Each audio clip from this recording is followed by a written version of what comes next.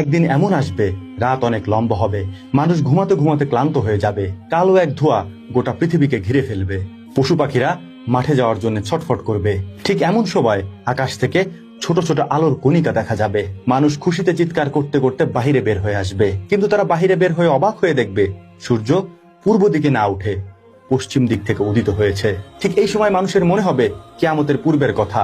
আল্লাহ রাব্বুল আলামিন যে কিয়ামতের কথা পবিত্র কোরআনে বলেছেন, মানুষ দৌড়ে গিয়ে পবিত্র কোরআন খুলবে, খুলে দেখবে পবিত্র কোরআন থেকে অক্ষরগুলিকে উঠিয়ে নেওয়া হয়েছে, সেখানে শুধু সাদা পৃষ্ঠাগুলি পড়ে আছে। ঠিক সেই সময় চিরদিনের জন্য তওবার দরওয়াজা বন্ধ হয়ে যাবে, তখন আর কারো তওবা কবুল হবে না।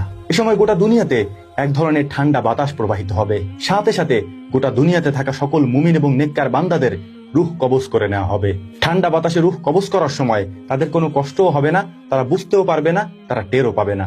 এরপর দুনিয়াতে শুধু থেকে যাবে গুনাহগার, কাফের এবং মুশরিকেরা।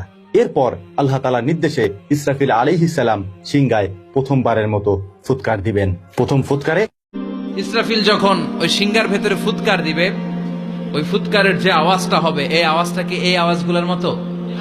কথা বলেন। এর চেয়ে অনেক ভয়ঙ্করতম আওয়াজ, যে আওয়াজ শুনলে আপনার হৃদয় শিউরে উঠবে, কেঁপে উঠবে। এই আওয়াজটার নাম হচ্ছে আরবিতে আল কারিআ। কি নাম? চিল্লায় বলেন কি নাম?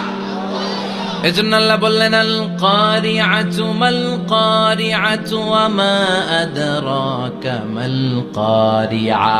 সেদিনের আওয়াজটা হলো ভয়ঙ্কর আওয়াজ, ওই আওয়াজটার নাম আমি আল্লাহ দিয়েছি আল কারিআ।